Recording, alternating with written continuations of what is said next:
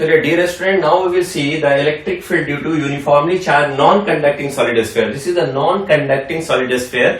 जहां पे हम चार्ज डालेंगे वो वहीं रह जाएगा, अगर कंडक्टिंग होता तो उसके सरफेस पे चला जाता। तो बच्चे हम ये देखेंगे नॉन कंडक्टिंग है और इसमें हमने चार्ज डाला, यूनिफॉर्मली डिस्ट्रीब्यूटेड है सेंटर से लेकर के इसके सरफेस तक। इसका रेडियस क्या दिया हुआ है, कैपिटल आर, और इसमें इलेक्ट्रिक फील्ड फाइंड करना है इसके अंदर, सरफेस पे और बाहर पे। तो तीन केसेस हैं। केस नंबर 1 में हम देखेंगे यहाँ पे if small R is less than capital R, जो कि इनसाइड पॉइंट है, इनसाइड पॉइंट पी पे आपको you have to find the electric field. फिर दूसरी नंबर केस 2 में हम देखेंगे small R is equal to capital R surface पे, और तीसरा केस देखेंगे when small R is greater than capital R outside the non conducting solid sphere uniformly charge. तो बच्चे चलते हैं हम लोग केस 1 पे। यहाँ पे निकालना है, you have to apply the Gauss's law. तो गॉसेस लॉ क्या करता था बच्चे, the net electric flux through a Gaussian surface और close surface is equal to 1 by epsilon naught times of total charge enclosed by that Gaussian surface. तो हमने अभी तक देखा बच्चे कि इस पी पॉइंट पे मुझे एक गॉसियन सरफेस ड्रॉ करना है, और ताकि कैसा गॉसियन सरफेस होगा, यहाँ पे आर रेडियस का एक सिमेट्रिकल गॉसियन सरफेस हम ले ले बच्चे। यहाँ पे ध्यान से देखेंगे, ये स्फेरिकल एक गॉसियन सरफेस है। तो ये जो हमने यहाँ पे खींचा बच्चे, that is the Gaussian surface. Symmetrical Gaussian surface कितना है, स्मॉल आर रेडियस का, आपको पी पॉइंट पे इलेक्ट्रिक फील्ड निकालना है। तो हमने गॉसियन सरफेस यहाँ पे खींच लिया।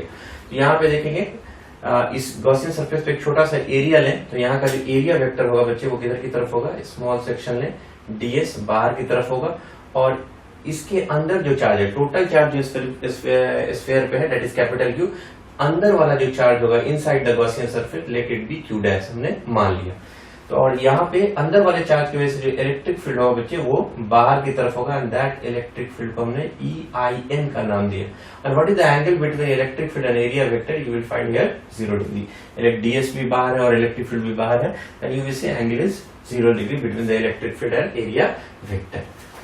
तो बच्चे आप एक चीज और देख लें, यहाँ पे आपने देखा कि टोटल स्फीयर जो है उस पे चार्ज है आपका कैपिटल क्यू, तो उसका वॉल्यूम कितना होगा, तो चूंकि 4/3 pi capital R cube total volume of the sphere, इस पे चार्ज कितना है बच्चे, दैट इज कैपिटल क्यू। इसलिए यूनिट वॉल्यूम पे कितना चार्ज होगा, that is Q upon 4/3 pi R cube. इसी को कहा volume charge density rho, charge per unit volume. तो हमसे अगर पूछा जाए कि what is the charge in the Gaussian surface, तो गॉसियन सरफेस का वॉल्यूम कितना है बच्चे, 4/3 पाई स्मॉल आर क्यूब। इस पे कितना चार्ज होगा, you will write here Q upon 4/3 pi capital R cube multiplied by 4/3 pi small are cube. तो that is equal to the charge inside the Gaussian surface. उसको हमने क्या माना है, दैट इज Q डैश। इसको हमने क्या माना है, इनसाइड को Q डैश। तो what you will see here, इस ये वाला जो टर्म है बच्चे, इसको तो आप रो भी बोल सकते हो। तो you can find here Q dash is equal to, either you can write it like 4/3 pi small are cube into rho, और बच्चे अगर आप कट कर दोगे तो देखिए क्या मिलेगा आपको, 4/3 पाई जो है वो कैंसिल हो जाएगा, 4/3 pi. You can also write it like Q small are cube by capital R cube. This is the charge which is inside the Gaussian surface. एक चार्ज को हमने यहाँ पे एक बार वॉल्यूम चार्ज डेंसिटी के टर्म में लिखा है, एक बार कैपिटल क्यू के चार्ज के टर्म में हमने लिखा है इनसाइड द चार्ज, है ना, गॉसियन सरफेस के अंदर। अब हम लोग बच्चे अप्लाई करेंगे गॉसेस लॉ। तो we know that according to Gauss's law the net electric flux E dot ds should be equal to charge inside the Gaussian surface divided upon epsilon naught. So we will see here electric field अंदर में हमने क्या माना है, EIN inside, ds is ds, and what is the angle between area vector, ये छोटा सा area vector और इलेक्ट्रिक फील्ड दोनों के बीच का angle 0 degree, and what is the value of inside charge, inside charge को हमने क्या माना है, Q dash. You will write here Q dash upon epsilon naught. What you will get, electric field inside बाहर कर दीजिए, इंटीग्रेशन करेंगे बच्चे, ds cos 0 तो 1 हो जाएगा, और लिमिट कहां से कहां होगा, 0 से लेकर के गॉसियन सरफेस का total area that is 4 pi small are square, और charge enclose is what, Q dash upon epsilon naught. तो what you will get here बच्चों, इनसाइड इलेक्ट्रिक फील्ड ds का इंटीग्रेशन s हो जाएगा, upper limit 4 pi small r square minus 0 is 4 pi small r square is equal to q dash upon epsilon naught. Then what is the value of inside electric field? You will see here inside electric field is equal to कितना हो जाएगा बच्चे, ध्यान से देखिएगा, ये था q dash upon और यहाँ पे 4 पाई आर स्क्वायर उधर ले जाइए, that is 4 pi small are square into epsilon naught. अब जो ये आ गया बच्चे, अब ध्यान से देखेंगे, इसमें आपको q डैश का वैल्यू पुट करना है. If you put the value of q dash in equation A, you will get the value of electric field inside the uniformly charged non-conducting solid sphere. Then what is the value of Q dash? हमने यहाँ पे देखिए हमने दो value लिखा है, तो if you write here Q dash के जगह पे आप inside electric field, Q dash के जगह पे अगर हम ये रखते हैं बच्चे देखिएगा, capital Q small r cube by capital R cube, capital Q small r cube by capital R cube, ये वाला वैल्यू रखे बच्चे है ना, divided by 4 pi small r square epsilon naught. तो what you will get here, है ना. तो बच्चे आपको क्या मिलेगा वो ध्यान से देखेंगे, that is equal to 1 by ये जो 4 पाई एप्सिलॉन नॉट उसको हम k बोल देते बच्चे, है ना, that is k, that is 4 pi epsilon not हमने k बोल दिया है. और यहाँ r क्यूब है और यहाँ r स्क्वायर है, अगर आप कट करेंगे बच्चे तो ये एक r बचेगा ना. You will see here K capital Q small r by ये r क्यूब नीचे चलाएगा. तो what you will see here, inside electric field is equal to K capital Q by r cube into small r. और इसको बच्चे ध्यान से देखेंगे, टोटल चार्ज कांस्टेंट होगा स्फीयर पे, रेडियस ऑफ स्फीयर भी कांस्टेंट होगा, K भी कांस्टेंट है. तो you will see here inside electric field is directly proportional to small r. तो ये देखा हमने. फिर मैंने कहा बच्चे इनसाइड चार्ज को अगर हम वॉल्यूम चार्ज डेंसिटी के टर्म में देखते तब कितना आता है. तो अगर आप वॉल्यूम चार्ज डेंसिटी के टर्म में देखेंगे देन कितना आएगा, देखिए बच्चे, inside electric field is equal to q dash upon 4 pi small r square epsilon naught. नीचे तो आपका 4 pi r square epsilon naught तो होगा ही, and what is the value of q dash, that q dash is equal to 4/3 pi small r cube rho. You will write here 4/3 pi r cube into rho, ये वाला value रखा हमने. तो what you will get here, देखिए बच्चे 4 से 4 cancel हो जाएगा, पाई से pi, r square r cube है, एक r बचेगा. You will see here inside electric field will be rho, ऊपर रो और एक स्मॉल r बचा, divided by 3 epsilon naught. What you will see here again, rho by 3 epsilon naught is constant. तो आपने देखा again inside electric field is directly proportional to r. तो आप क्या देखेंगे बच्चे, जैसे जैसे हम सेंटर से आगे की तरफ बढ़ेंगे इलेक्ट्रिक फील्ड डायरेक्टली प्रोपोर्शनल होगा. If small r is equal to 0 ले लीजिए, कहाँ पे बच्चे 0 होगा, एट द सेंटर. तो सेंटर पे अगर देखेंगे तो स्मॉल r क्या हो जाएगा 0. Then in that case center पे आपको इलेक्ट्रिक फील्ड क्या मिलेगा, you will write small r is equal to 0. तो आपको क्या मिलने वाला है, ये 0 मिलने वाला है.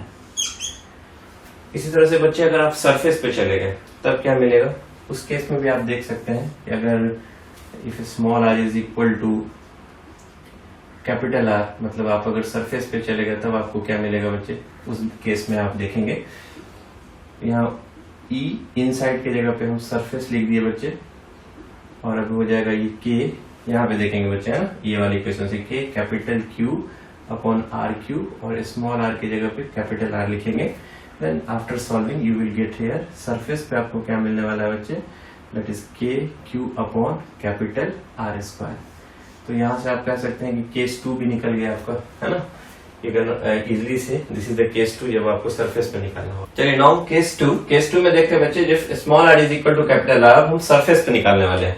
तो सरफेस पे जब निकालना है मुझे, तो we will take a point here M जो कि सरफेस पे है, और यहाँ पे मुझे इलेक्ट्रिक फील्ड निकालना है. We draw a Gaussian surface, ये मेरा गॉसियन सरफेस बनाया हमने, जस्ट ये मेरा गॉसियन सरफेस है जो उसके सरफेस से ही पास कर गया. This is the Gaussian surface. Gaussian law लगाएंगे हम लोग, तो यहाँ पे छोटा सा सेक्शन लेंगे जिसका एरिया वेक्टर ds बाहर की तरफ और इलेक्ट्रिक फील्ड भी जो होगा बच्चे वो आउटवर्ड होगा। Then what is the electric field at the surface, ये भी आउटवर्ड होगा perpendicular to the surface. That theta is equal to 0 degree, the angle between the electric field and the area vector will be 0 degree.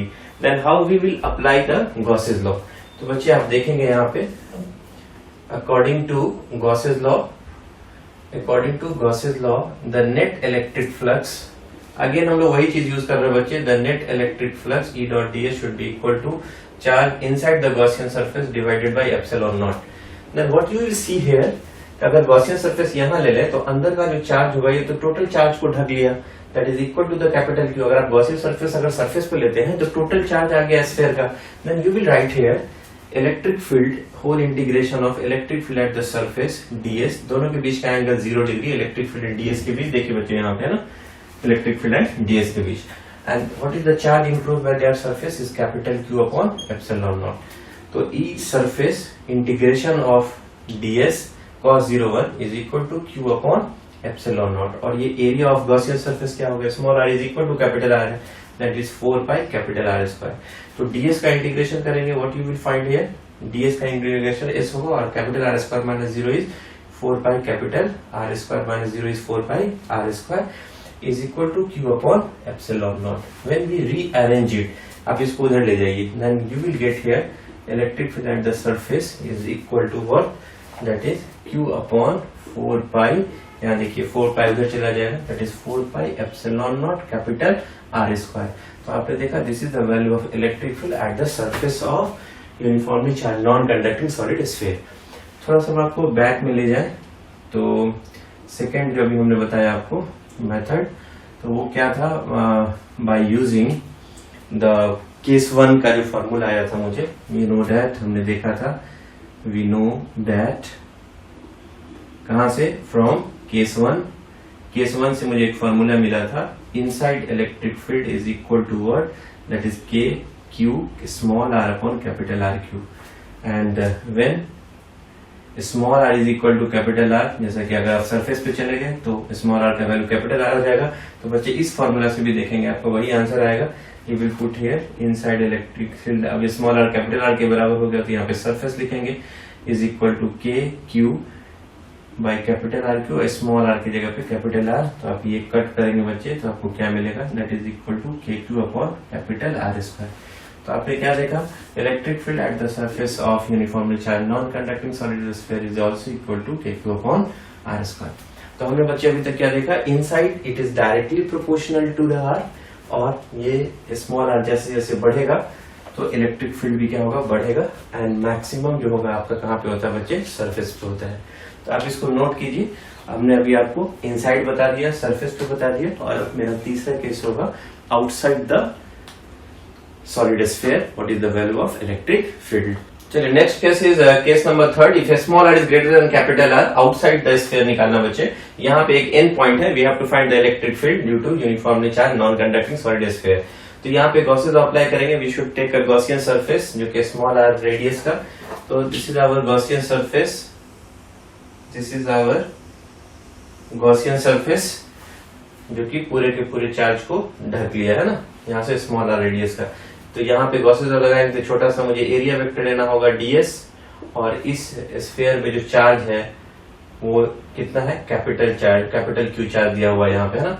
इसकी वजह से जो electric field होगा वो भी बाहर की तरफ होगा, outside, and the angle between electric field and area vector is 0 degree. अब we can apply easily the Gauss's law. तो we know that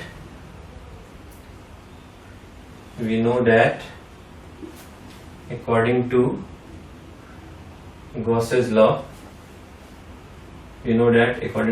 law, net electric flux, that is E dot ds, is equal to charge inside upon epsilon naught. What we will find here, electric field at this point is E out, हमने लिखा उसको E out, और ds को ds, दोनों के बीच का angle कितना बचे यहाँ पे देखिएगा, E out और ds के बीच में 0 degree, and what is the inside charge. तो पूरा का पूरा स्फीयर को ढक लिया, तो पूरे स्फीयर पे चार्ज कितना था, capital Q, you will write here capital Q upon epsilon naught.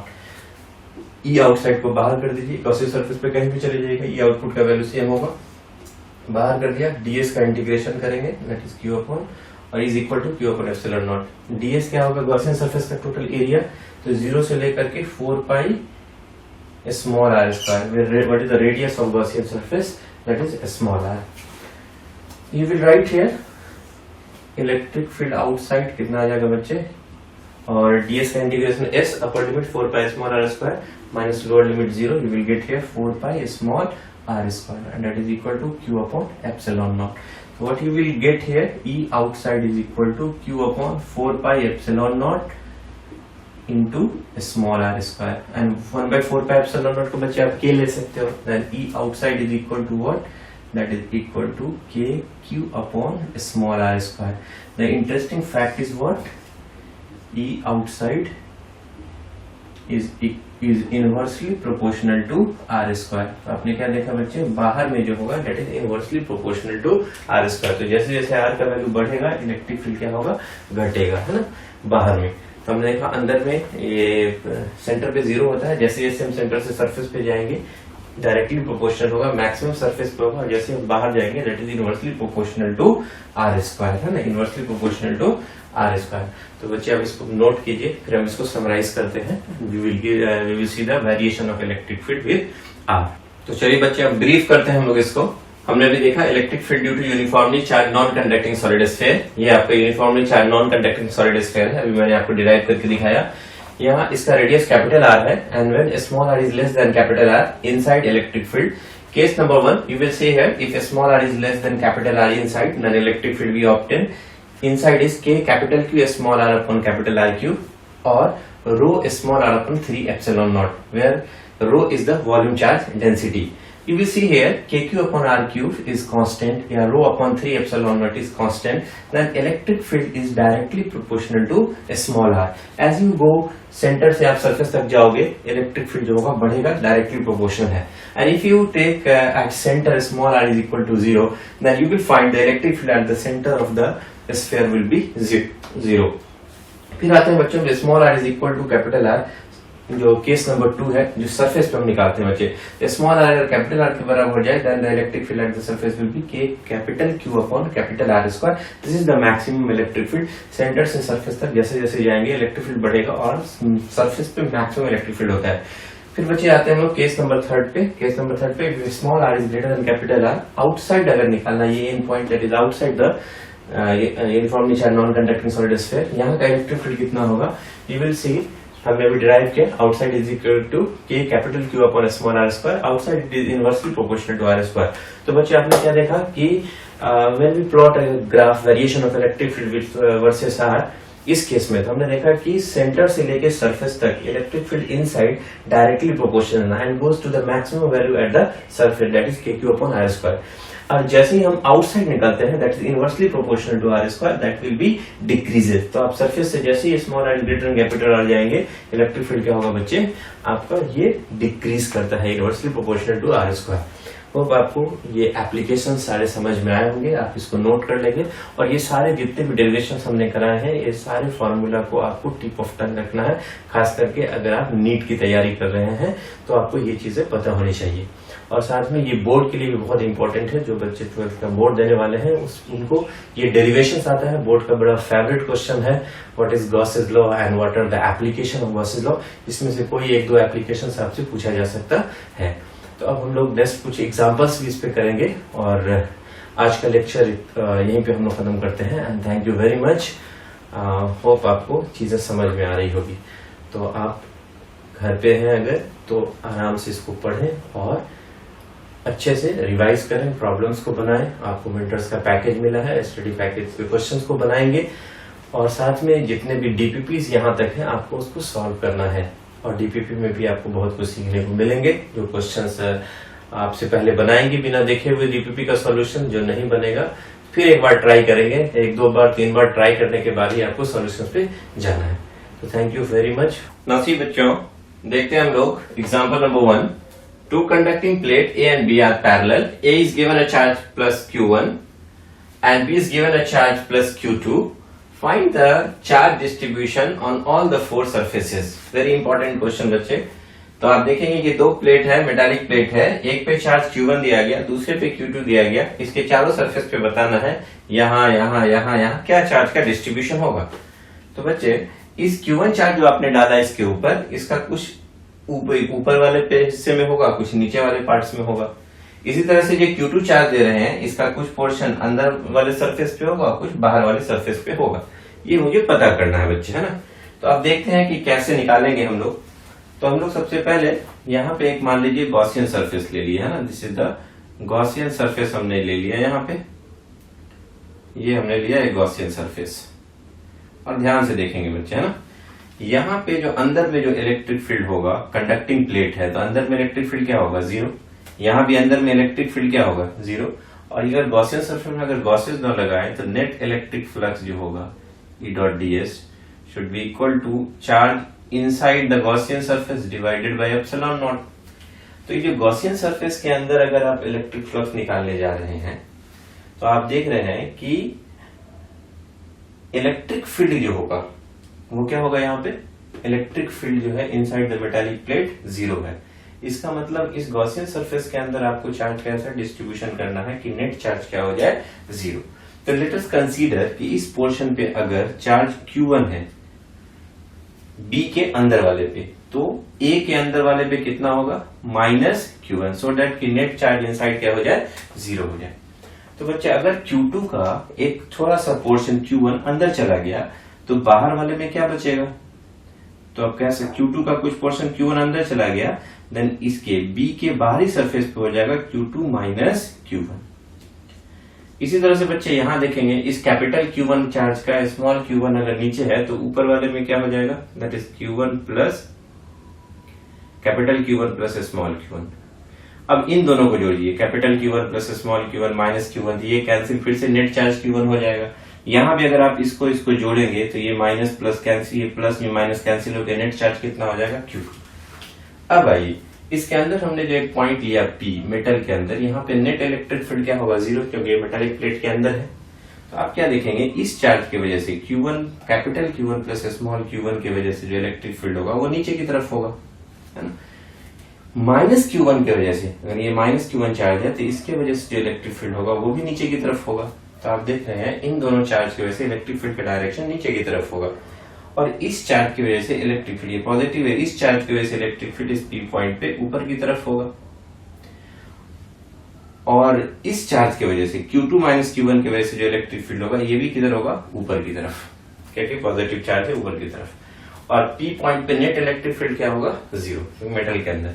तो we know that P point पे जो नेट इलेक्ट्रिक फील्ड है वो अगर हम निकालें कितना होगा, तो आप देखिए ध्यान से बच्चे, है ना। इस चार्ज की वजह से हमने बोला Q1 plus capital Q1 plus small Q1 की वजह से नीचे, तो नीचे लिखेंगे सिग्मा अपॉन 2 एप्सिलॉन नॉट। ये जो कंडक्टिंग प्लेट के एक सरफेस पे ऊपर वाले पे है, अंदर में तो चार्ज होगा नहीं, तो उसकी वजह से sigma upon 2 epsilon not, conducting plate के एक सरफेस के चार्ज की वजह से। तो और सिग्मा को क्या लिखेंगे, चार्ज अपॉन एरिया, और सबका एरिया क्या है, सेम है। तो हम लोग लिखेंगे यहाँ पे Q1 plus small Q1 upon 2 epsilon naught E, है ना। वो किधर लग रहा है, नीचे की तरफ। इस चार्ज की वजह से किधर लग रहा है इलेक्ट्रिक फील्ड, नीचे की तरफ। तो क्या लिखेंगे, नीचे वाला हमने पॉजिटिव ले लिया है, तो इसकी वजह से चार्ज का हो जाएगा Q1 upon 2 epsilon naught E। अब आ जाइए बच्चे, है ना। अब इस चार्ज की वजह से किधर की तरफ है, ऊपर की तरफ। तो ऊपर की तरफ कितना लिखेंगे, बोलिए, इस चार्ज की वजह से ऊपर की तरफ, that is equal to minus Q1 upon 2 epsilon naught E। अब आइए इस चार्ज की वजह से इलेक्ट्रिक फील्ड का डायरेक्शन क्या है, ऊपर की तरफ, तो इसको भी लिखेंगे हम minus Q2 minus Q1 upon 2 epsilon naught E, और सबका समेशन क्या होगा बच्चे, 0 होना चाहिए। तो what you will get here, यहाँ पे देखेंगे ये प्लस और ये माइनस है, दे विल कैंसल्ड आउट। तो आपको क्या मिलेगा, ध्यान से देखेंगे बच्चे, है ना। You will see here Q1 plus small Q1, और ये minus Q2, and this is minus minus plus Q1 by 2 epsilon naught A is equal to 0. Then what you will see here, this Q1 कितना हो जाएगा बच्चे, 2Q1 plus Q1 minus Q2 is equal to 0. Then what you will get here, Q1 is equal to ये minus से उधर जाएगा plus हो जाएगा, और ये प्लस से उधर जाएगा माइनस, और 2Q1 था, Q1 लिखेंगे तो डिवाइडेड बाई 2। तो आपने देखा this Q1 is the charge here, यहां पे निकाल लिया हमने कि कितना चार्ज होगा, तो Q2 माइनस Q1 बाई 2। तो आप क्या देख रहे हैं कि यहां पे कितना चार्ज होगा, तो अब हम इसी में बैठा देते हैं बच्चों, थोड़ा ध्यान से देखिएगा। तो ये चार्ज हमने निकाला बच्चे कितना, that is Q2 minus Q1 by 2। यहां पे अगर बच्चे देखेंगे ध्यान से कि ये वैल्यू कितना होगा, Q2 माइनस Q1 B के बाहरी सरफेस पे, तो Q2 is Q2 and what is Q1, तो Q1 अभी हमने निकाला है, Q2 minus Q1 by 2। Solve करके निकालेंगे तो बच्चे क्या निकलेगा, ये देखिए एलसीएम ले लेंगे 2, that is 2Q2 minus Q2 और माइनस माइनस प्लस Q1। तो what you will get here, 2Q1 2 में से एक Q2 घट जाएगा, then you will see here Q2 plus Q1 by 2। तो यू विल सी हेयर ये चार्ज जो हो जाएगा बच्चे कितना हो जाएगा आपका, Q2 plus Q1 by 2। Now when you add these charges, ये B के अंदर वाला हो गया और ये B के बाहर सरफेस पे, तो ऐड करेंगे तो देखिए यहाँ पे Q1 माइनस Q1 प्लस ये कैंसिल हो जाएगा, तो 2Q2 बाई 2, नेट चार्ज कितना आएगा, Q2 आएगा। इसी तरह से बच्चे अगर यहाँ पे देखें तो जो चार्ज यहाँ आया उसमें माइनस लगा देंगे, तो यहाँ पे चार्ज कितना हो जाएगा, Q1 माइनस Q2 बाई 2 हो जाएगा। बोलिए बच्चे, यहाँ पे Q2 माइनस Q1 बाई 2 है, यहाँ माइनस लगा देंगे तो कितना हो जाएगा, Q1 माइनस Q2 बाई 2। अब यहाँ पे कितना चार्ज होगा, तो यहाँ पे जो चार्ज हो गया वो कितना होगा बच्चे, ध्यान से देखेंगे वो चार्ज क्या लिखा हमने, Q1 प्लस स्मॉल Q1। तो Q1 is what, Q1 and what is small Q1, small Q1 अभी हमने निकाला था, Q2 minus Q1 by 2, Q2 minus Q1 by 2। तो व्हाट यू विल गेट है, इसको सॉल्व करेंगे तो कितना आ जाएगा, ध्यान से देखेंगे 2, that is 2Q1 plus Q2, और यहाँ कितना आ जाएगा देखिए माइनस Q1। तो you will see here this is Q1, एक 2Q1 में से एक Q1 हट जाएगा, Q1 होगा Q1 प्लस Q2 बाई 2। तो what you will see here this is, इस पे जो चार्ज आएगा वो कितना आएगा, Q1 प्लस Q2 बाई 2। तो व्हेन यू ऐड दिस, जब आप इसको ऐड करोगे बच्चे तो कितना हो जाएगा, देखिए एलसीएम 2 हो जाएगा, Q1 और Q2 तो प्लस में, और Q2 एक प्लस है एक माइनस है, तो Q2 कैंसिल हो जाएगा। जब ऐड करेंगे तो इसमें कितना आ जाएगा, दैट इज Q1 आएगा। तो बच्चे हमने क्या देखा अभी कि अगर दो कंडक्टिंग मेटालिक प्लेट है, एक पे चार्ज अगर हमने Q1 दिया, दूसरे पे चार्ज Q2 दिया, तो कैसे डिस्ट्रीब्यूट हुआ वो हम एक बार लिख के दिखा देते हैं। ये आपका कंडक्टिंग प्लेट A है and this is the conducting plate B। What you had obtain here, तो आपने देखा कि यहाँ पे जो हुआ वो चार्ज हो गया Q2 माइनस Q1 बाई 2, यहाँ पे जो आया बच्चे वो आया Q2 प्लस Q1 बाई 2, और यहाँ पे जो आया A के अंदर में वो आया आपका Q1 माइनस Q2 बाई 2, और एक के बाहर जो आया वो कितना आया बच्चे, Q1 प्लस Q2 बाई 2। इसको आप और क्या लिख सकते थे बच्चे, ये वाले को लिख सकते थे minus Q1 minus Q2 by 2। तो इंटरेस्टिंग फैक्ट ये है कि अंदर वाले प्लेट पे जितना निगेटिव, जितना पॉजिटिव है उतना ही क्या है यहाँ पे नेगेटिव। तो हमने क्या देखा बच्चे कि how we can find the charge distribution on the surfaces of the metallic plate या conducting plate when you give some charge on that. तो ऐसे क्वेश्चंस आपको कैपेसिटर्स आगे जब पढ़ेंगे तो उसमें पोटेंशियल निकालने के लिए आता है, what is the potential difference between the plate. तो आपको चार्ज का डिस्ट्रीब्यूशन समझ में आना चाहिए। अगर एक बार चार्ज निकल गया, जैसे कैपेसिटर के लिए इक्वल एंड अपोजिट चार्जेस होना चाहिए उनके मेटालिक प्लेट की इनर सर्फेस पे, जैसे यहाँ पे आपको देखने को मिल गया Q1 प्लस Q2 बाई 2 है, यहाँ माइनस ब्रैकेट में Q1 माइनस Q2 बाई 2, ये प्लस ये माइनस। उसके हम निकालते हैं Q बराबर C इंटू V बराबर Q बाई C। तो आप क्यूब करके निकाल लेंगे, Q का वैल्यू हो जाएगा Q1 minus Q2 by 2 divided by C, then potential difference between these two plates will be Q1 minus Q2 by 2C। ये हम लोग आगे भी देखेंगे कैपेसिटर के केस में। तो दो से ज्यादा भी प्लेट्स हो सकते हैं, तो आपको बच्चे कैसे निकालना होता है वो मैंने बता दिया। कंडक्टर के अंदर कोई मेटालिक कंडक्टर के इनसाइड कोई पॉइंट ले लेना है, वहां पे सब प्लेट्स के सरफेसेस के द्वारा जो इलेक्ट्रिक फील्ड आएगा वो सबका वेक्टर सम कर देंगे and you will get the answer. आपको चार्ज डिस्ट्रीब्यूशन के बारे में आइडिया लग जाएगा। चलिए बच्चे देखते हैं हम लोग एक एग्जांपल नंबर 2 कंडक्टिंग शेल है। अंदर वाला जो शेल है उसका इनर रेडियस स्मॉल ए और outer radius small b. Outer shell जो है, बाहर वाला शेल लार्जर शेल, उसका इनर रेडियस सी है और आउटर रेडियस डी है। क्वेश्चन में कह रहा है कि inner shell has total charge -2q। Inner के पास जो है टोटल चार्ज -2q है और आउटर शेल के पास जो टोटल चार्ज है वो +4q है इसके पास। Calculate the electric field in terms of q, small q। The distance r from the common center of the two conducting shell for। First में आपको इलेक्ट्रिक फील्ड निकालना है। If small r is less then a, मतलब यहाँ पे एक point ले लेंगे जो कि a से छोटा होगा, मतलब यहाँ पे। सेकेंड केस में a का जो वैल्यू है r जो है वो greater than a and less than b, मतलब यहाँ निकालना है। a से बड़ा और b से छोटा यहाँ निकालना है। थर्ड केस में बच्चे यहाँ निकालना है। फोर्थ केस में आपको यहाँ निकालना है और फिफ्थ केस में बाहर निकालना है। तो आपको कहाँ कहाँ निकालना वही बता दो आपको। Let this is the point, यहां पे निकालना है। लेट इट बी P1, दूसरा पॉइंट P2, तीसरा पॉइंट P3, चौथा पॉइंट P4 और पांचवा पॉइंट P5। तो आप देख सकते हैं यहाँ पे कि ये वाला जो होगा वो पॉइंट नंबर P1 के लिए, point number P2, this is point number P3, this is point number P4 and this is point number P5। इन पांचों पॉइंट पे आपको इलेक्ट्रिक फील्ड का वैल्यू निकालना है। साथ में show your result in a graph of electric field E versus function of R के साथ इलेक्ट्रिक फील्ड का वेरिएशन का ग्राफ भी प्लॉट करना है।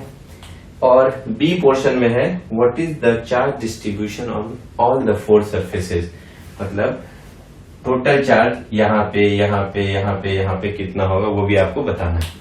तो चलिए बच्चे एक एक करके हम लोग क्वेश्चन को सॉल्व करेंगे। तो अगर आपने इस पे -2q चार्ज दिया इनर शेल पे, तो वो कहाँ जाएगा? तो आप देख सकते हैं इनर शेल के आउटर सरफेस पे हमने -2q लिखा। You can right here like this, -2q charge हमने यहाँ दिया। अंदर में आपने पढ़ भी रखा है कि शेल के अंदर चार्ज इनर सरफेस पे नहीं दिखाएंगे, आउटर सरफेस पे। और इस पे टोटल चार्ज कितना आपका +4q है। तो अगर -2q है तो यहाँ पे हम +2q दिखा दें और +2q आउटर शेल के आउटर सरफेस पे दिखा दें, तो टोटल जोड़ के अभी भी कितना है ये 4q हो जाएगा। तो ये अभी हमने एक चार्ज का डिस्ट्रीब्यूशन आपको दिखाया। बाद में कैसे आया उसकी भी बात करेंगे हम लोग बी पोर्शन में। अंदर में क्या होगा 0। तो चलिए आपको कहा जा रहा है कि एक एक करके पांचों पॉइंट पे P1, P2, P3, P4, P5 पे आपको find the value of electric field. तो हमने गॉसेस लॉ पढ़ रखा है बच्चों। तो गॉसेस लॉ क्या कहता है कि the net flux of the Gaussian surface is equal to charge inside the Gaussian surface divided by epsilon naught. Net charge है ना, total charge inside the Gaussian surface divided by epsilon naught. तो अगर आपको यहाँ पे निकालना है P1 पे, तो यहाँ पे एक सिमेट्रिकल स्फेरिकल एक गॉसियन सरफेस लेंगे। तो what you will C, P1 point पे इलेक्ट्रिक फील्ड निकालना था, हमने R रेडियस का, स्मॉल r रेडियस का हमने स्फेरिकल गॉसियन सरफेस लिया। तो ये क्या देखता है कि ये जो P1 पॉइंट पे जो R रेडियस का जो स्फेरिकल एक गॉसियन सरफेस लिया सेंटर को ओरिजिन मानते हुए, तो व्हाट यू विल सी, इसके अंदर कोई भी चार्ज नहीं है। तो क्या लिखेंगे हम लोग यहाँ पे, ध्यान से देखेंगे बच्चे। हम लोग आ जाते हैं नंबर ए का फर्स्ट पॉइंट यही कहता है ना, according to Gauss's law. According to Gauss's law आप क्या देखेंगे बच्चे, according to Gauss's law net flux निकालना है ना। तो net flux E dot ds should be equal to charge inside the Gaussian surface divided by epsilon naught. तो what you will see here, P1 point पे निकालना है ना, तो electric field eight P1 point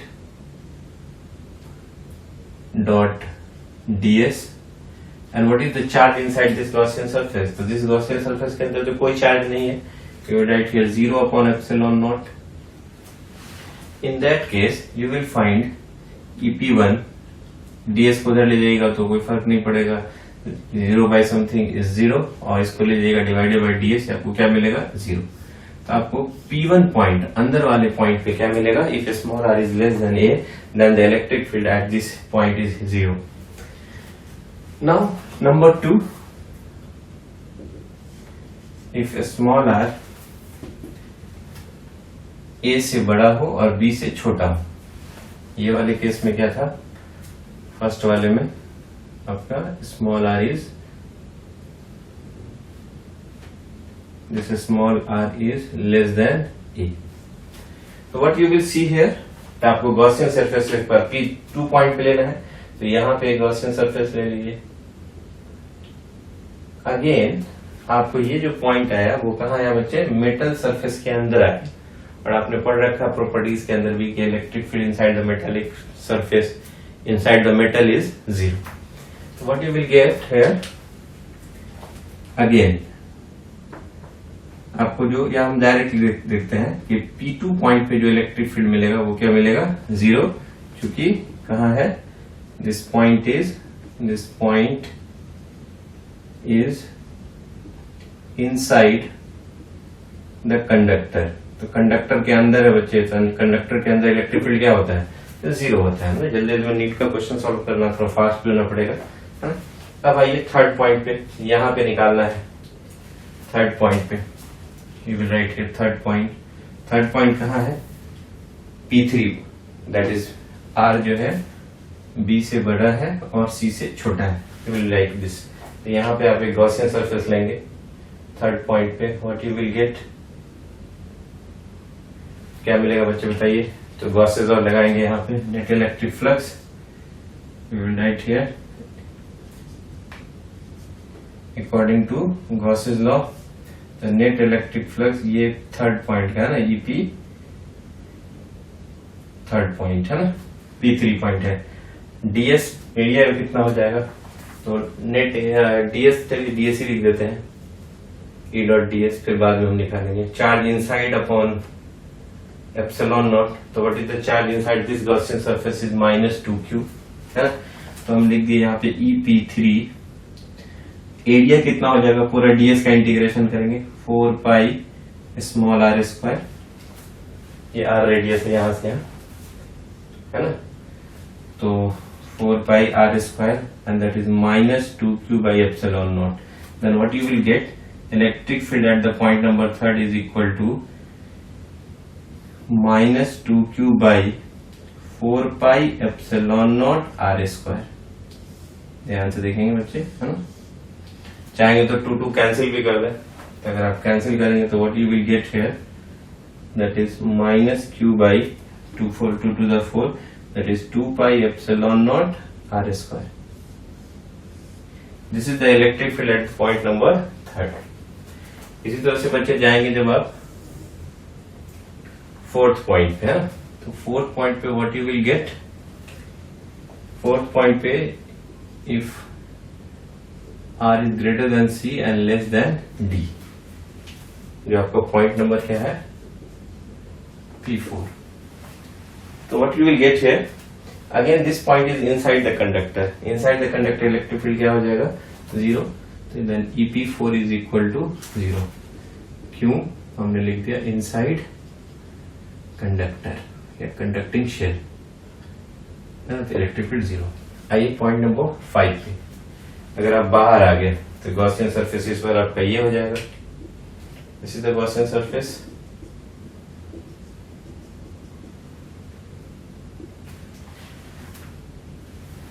तो बाहर हो जाएगा बच्चे। तो अच्छा यहाँ P4 पॉइंट पे क्योर देखते हैं, अगर आप ऐसे लेते गॉसियन सरफेस तो -2q + 2q क्या कर देता, नेट चार्ज अभी भी क्या होता है 0, उससे भी निकाल सकते थे हम लोग, है ना। पॉइंट नंबर 5 पे हमने देखा बाहरी वाले पे आगे, if small r is greater than d, according to Gauss's law जो नेट फ्लक्स निकलेगा, तो ये P4 पॉइंट पे इलेक्ट्रिक फील्ड, और एरिया कितना हो जाएगा बच्चे, ये वाला, ये भी आर ही रेडियस का है बच्चे, then the area of Gaussian surface is 4 pi r square is equal to what is the total charge inside 2q 4q और ये था -2q, then 2q बचता, या देखिए -2q plus 2q कैंसिल, ये 2q तो रह जाता, that is 2q upon epsilon naught. So what you will get here, electric field at point 4, P4 is equal to 2q upon 4 pi epsilon naught r square. Or you can also write it like this, ये 2 cancel कर देते, then it will be q upon 2 pi epsilon naught r square. This is the value of electric field at point number 5. This is point number 5. Point number 5. ये आपका P5 निकाल लिया हमने. तो now we have to draw a graph. अगर मुझे graph plot करना होता, तो what kind of graph? Variation of electric field. Just see, if this is the electric field, y axis पे ले लीजिए, और position vector r is here, and this is origin, है ना बच्चे. देखेंगे हम लोग इसको, हमने ले लिया O, this is here A, B, C, D and greater than D, R का. आप क्या देखना बच्चे, इलेक्ट्रिक फील्ड कहाँ से कहाँ जीरो है, तो पहला पॉइंट आपका यहीं पे है, P1 कहाँ था, when R is less than A. तो यहां से अगर देखेंगे, यहाँ पे जीरो है इलेक्ट्रिक फील्ड, यहाँ पे आपको इलेक्ट्रिक फील्ड जीरो मिला था, यहाँ पे भी इलेक्ट्रिक फील्ड जीरो मिला था, तो P2 पॉइंट तक आपको इलेक्ट्रिक फील्ड जीरो मिला था, यहाँ है ना, यहाँ तक आपको इलेक्ट्रिक फील्ड जीरो मिला था. तो आप क्या देखेंगे, P1 P2 पे इलेक्ट्रिक फील्ड जीरो है, तो इनर रेडियस हो गया A इसका, और आउटर रेडियस हो गया इनर स्फीयर का B. मतलब इनर स्फीयर के आउटर रेडियस तक इलेक्ट्रिक फील्ड क्या मिला आपको, zero. Then what you will write here, B तक आपको इलेक्ट्रिक फील्ड जीरो मिला. पहली बार आपको इलेक्ट्रिक फील्ड मिलेगा बी पे, इसके सरफेस पे आपको इलेक्ट्रिक फील्ड मिलेगा. और कितना मिलेगा इलेक्ट्रिक फील्ड, जो कि आप कह सकते हैं कि थर्ड पॉइंट पे जो इलेक्ट्रिक फील्ड होगा, तो थर्ड पॉइंट जो होगा वो बी और सी के बीच में, तो बी और सी के बीच में आपको इलेक्ट्रिक फील्ड मिलेगा, and that is equal to -q. यहाँ पे देख रहे हैं, है ना. तो पहली बार जब आपको बी पे मिलेगा वो ये मिला, कितना मिला, -q/2 pi epsilon naught B. और क्या देखेंगे, जैसे जैसे ये r बढ़ेगा वैसे वैसे क्या होगा, ये वेरिएशन देखेंगे इलेक्ट्रिक फील्ड का, ये वाला ज्यादा निगेटिव से कम निगेटिव होगा, लाइक दिस. और फिर C से D, C से D कहाँ देखिए, C यहाँ है आउटर रेडियस का इनर, और D कहाँ है आउटर शेल का आउटर रेडियस. तो आप ये मेटल है, यहां से यहाँ मेटल, तो मेटल के अंदर इलेक्ट्रिक फील्ड क्या मिलेगा, जीरो. तो आप यू विल सी हियर, ये आपका C पॉइंट था, तो यहां से यहाँ C से D आपको क्या मिलने वाला है, जीरो. फिर आप जब जाएंगे D पे, तो D पे आपको इलेक्ट्रिक फील्ड मिलेगा, कितना मिलेगा, क्योंकि आप उसके बाहरी सरफेस पे आ गए, तो D पे इलेक्ट्रिक फील्ड आपको मिलेगा, and that is equal to D पे जो इलेक्ट्रिक फील्ड में यहां से देखिए जो ये बाहर आ रहा है, तो उसके सरफेस से ही शुरू हो जाएगा.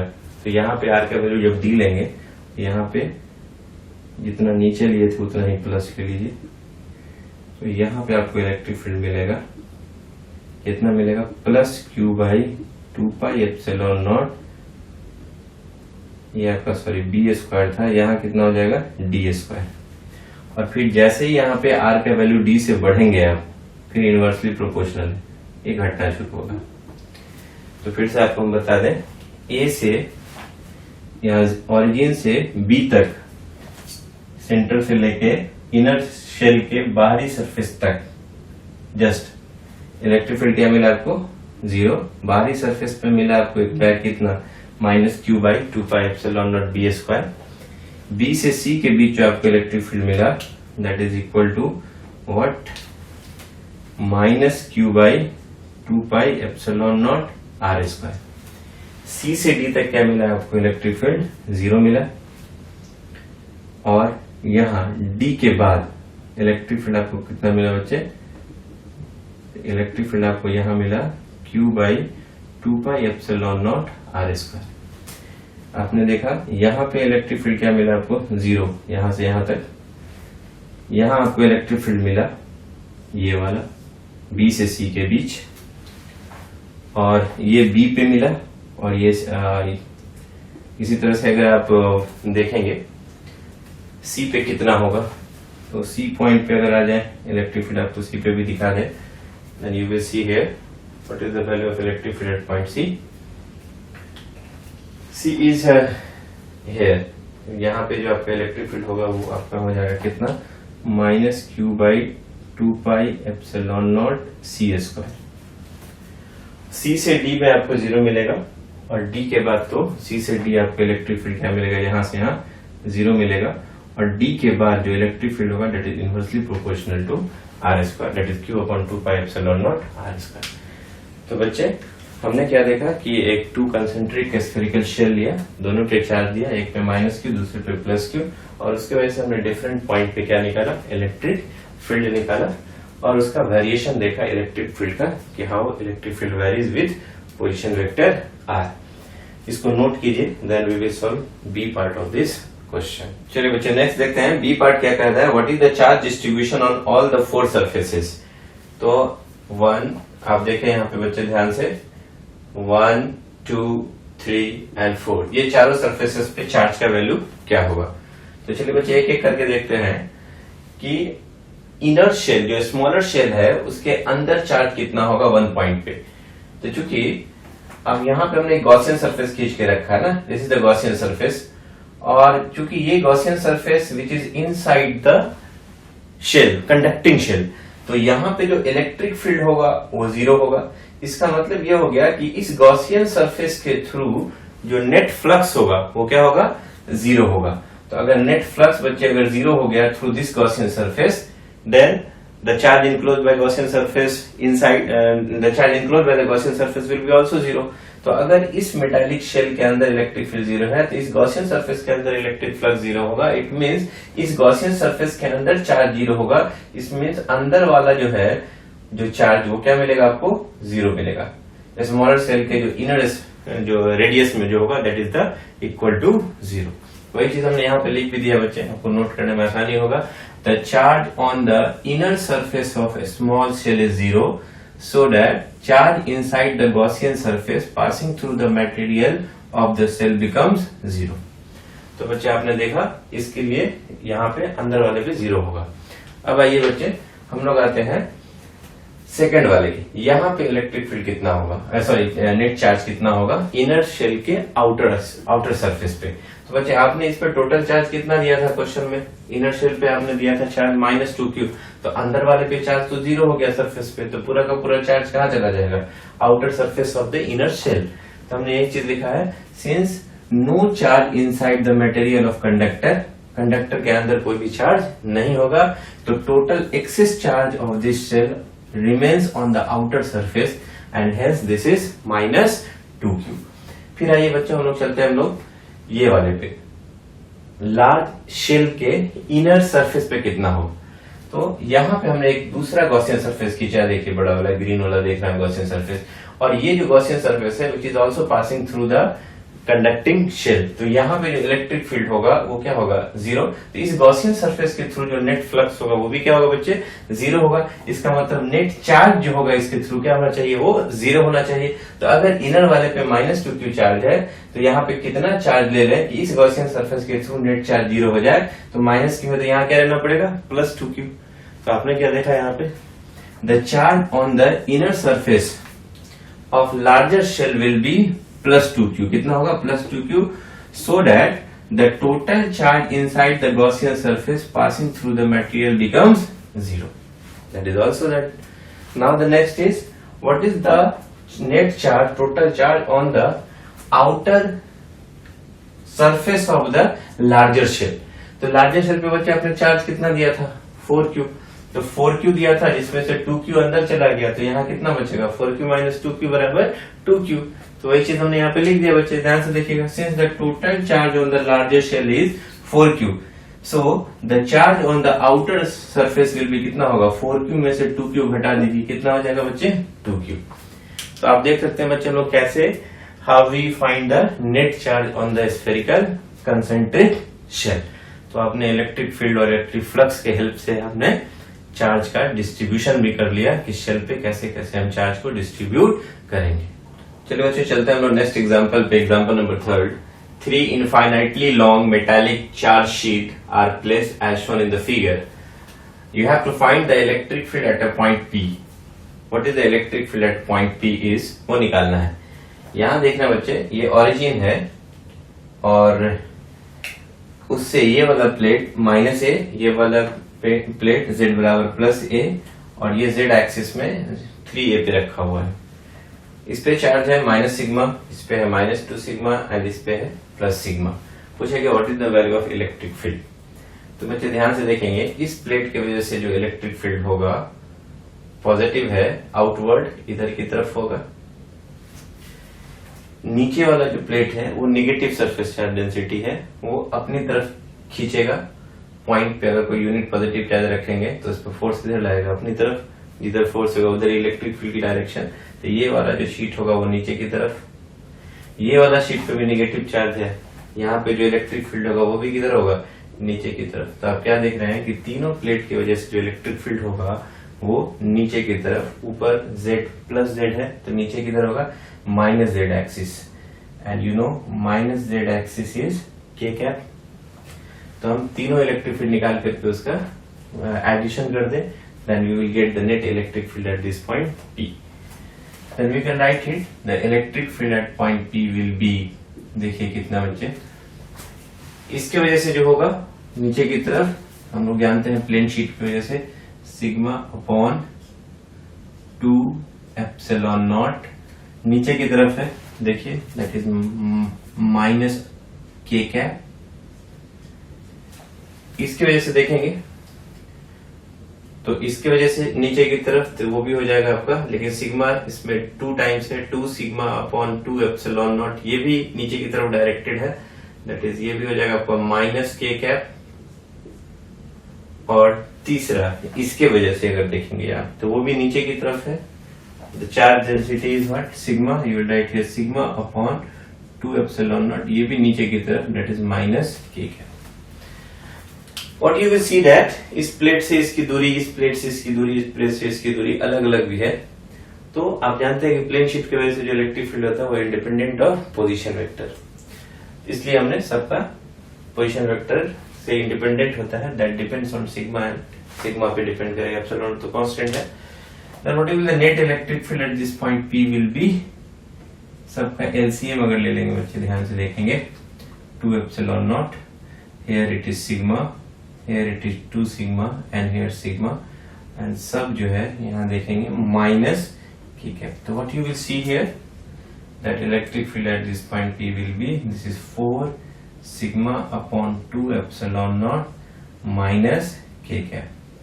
इसको काट भी सकते हैं 2 to the 4, then electric field at P point will be equal to 2σ, 2 to cut के बच्चे तो क्या होगा, सिग्मा, एक 2 रह जाएगा ना, 2σ/ε0 -k कैप, या इसको आप ऐसे भी लिख सकते हैं -2σ/ε0 k कैप। तो आप देख लेंगे जो भी ऑप्शन होगा आप उस ऑप्शन को टिक करके करेक्ट आंसर बता सकते हैं। तो हम एक चीज और यहाँ पे लिख देना, इंपॉर्टेंट पॉइंट्स में क्या हो गया कि इलेक्ट्रिक फील्ड जो होता है वो शीट के केस में इंडिपेंडेंट ऑफ पोजीशन वेक्टर, चाहे वो किसी प्लेट से नजदीक रहे या दूर रहे, उस पर डिपेंड नहीं करेगा। तो हम ऐसे क्वेश्चंस को लाइक दिस सॉल्व करेंगे, इसको आप नोट कर लीजिए। चलिए बच्चों देखते हैं हम लोग next example number 4। A spherical portion has been removed from a solid sphere having a charge density uniformly in its volume as shown in the figure. The electric field inside the empty space is, your options are 0 everywhere, second option is non-zero and uniform, and third option is non-uniform, and fourth option is 0 only at its center. तो ये देखिए बच्चों, ये एक spherical non conducting मान के चलेंगे, uniformly charge solid sphere है, इसके अंदर से एक कैविटी यहाँ से काट के निकाल दिया गया। आपसे पूछा कि इस कैविटी के अंदर इलेक्ट्रिक फील्ड क्या होगा। तो बच्चे ये कह सकते हैं अगर यूनिफॉर्मली चार्ज डिस्ट्रीब्यूटेड है, अगर इस पे आपने चार्ज दे दिया है, इसका डेंसिटी दिया हुआ है रो, है ना, और वॉल्यूम चार्ज डेंसिटी, इसके अंदर कैविटी काट के निकाल दिया, कोई चार्ज नहीं है, तो आप कह सकते हैं अगर हम पूरा का पूरा पॉजिटिव चार्ज दिए थे तो इस कैविटी के अंदर भी कुछ पॉजिटिव चार्ज पहले रहा होगा कैविटी के पहले। अगर मान लो इस कैविटी में, इसी कैविटी में इतना ही निगेटिव चार्ज ले लेते तो प्लस माइनस एक दूसरे को कैंसिल कर देता, ऐसा बिहेव करता है कैविटी में कोई चार्ज नहीं है। तो अगर हम इसकी बात करें तो इसमें मुझे वॉल्यूम चार्ज डेंसिटी कितना लेना पड़ेगा, माइनस, ताकि कैविटी के अंदर नेट चार्ज क्या हो जाएगा, 0। तो अगर हम मान लेते हैं कि इसके अंदर हमने माइनस रो ले लिया तो इसके कैविटी के अंदर नेट चार्ज क्या हो जाएगा, 0 हो जाएगा। कैविटी के अंदर एक पी पॉइंट लेते हैं और यहाँ पे फाइंड करते हैं इलेक्ट्रिक फील्ड। तो एक तो हम पूरे स्फीयर की वजह से निकालते हैं यहाँ पे ये इलेक्ट्रिक फील्ड इस पॉइंट पे, और एक बार कैविटी की वजह से इलेक्ट्रिक फील्ड निकालते हैं इस पॉइंट पे। तो इस पी पॉइंट पे जो इलेक्ट्रिक फील्ड मिलेगा बच्चों वो क्या मिलेगा, ध्यान से देखेंगे। तो पी पॉइंट पे जो इलेक्ट्रिक फील्ड मिलेगा, और uniformly charge non conducting sphere के इनसाइड इलेक्ट्रिक फील्ड हमने बताया था आपको rho r upon 3 epsilon naught, याद होगा आपको। तो we write here rho upon 3 epsilon naught बड़े वाले की वजह से, और यहां से यहां का पोजीशन वेक्टर कितना हो जाएगा, C1 से P की तरफ जा रहा है ना, C1P। उसी तरह से बच्चे अब आप इसकी वजह से निकालोगे, है ना, कैविटी की वजह से। तो कैविटी में हमने कितना मान रखा है, माइनस रो, तो इसकी वजह से कितना हो जाएगा, देखिए minus rho by 3 epsilon naught, और पोजीशन वेक्टर R लेंगे, R कितना हो जाएगा, C2P, है ना। तो व्हाट वी विल गेट, थोड़ा सा रीअरेंज करते हैं बच्चे, है ना। तो देखेंगे यहाँ पर rho upon 3 epsilon naught common है दोनों में, then you will write here electric field at P point will be rho upon 3 epsilon naught common है। यू विल सी हियर, यहाँ आपका हो जाएगा CP C1P, और माइनस यहाँ कितना हो जाएगा बच्चे, C2P, है ना। अब आप थोड़ा ध्यान से देखेंगे, ये वाला हमने इसको मिला दिया है ना, यहाँ से इसको भी हम मिला देते हैं। तो थोड़ा सा देखेंगे पोजीशन वेक्टर की बात करें, है ना। तो ये जो C1 C2 का हेड C2P के टेल से मिल रहा है, तो आप कह सकते हैं कि दिस इज इक्वेशन नंबर 1। आप क्या देख रहे हैं, ट्रायंगल बन रहा है, तो C1 C2, है ना, C1 C2 और प्लस C2 CP, इन दोनों को ऐड कर दें, पोजीशन वेक्टर है, इस वेक्टर इसका हेड है, इसका टेल, तो इन दोनों का जो समेशन होगा वो इसका रिजल्टेंट होगा यहाँ पे। तो रिजल्टेंट किसके बराबर हो जाएगा, C, दैट इज C1P के। समझिए मेरी बात को, एक वेक्टर बन गया, तो यहाँ देखेंगे ये टेल और ये हेड, तो इन दोनों वेक्टर का रिजल्टेंट होगा ये, तो हमने वही लिखा C1 C2 plus C2P is equal to C1P। Then what will get here, C1 C2 is equal to, इसको उधर ले जाइए, तो C1P माइनस C2P। तो आपको यहां से क्या इंफॉर्मेशन मिला बच्चे, वो ध्यान से देखेंगे कि C1 minus C1P minus C2P के जगह पे आप क्या लिख सकते हो, C1 इंटू C2। देन आपका इक्वेशन क्या हो जाएगा, then equation 1 becomes what, you see EP is equal to sigma upon 3 epsilon naught C1P minus C2P बराबर C1 into C1 C2 sorry. तो then what you will get here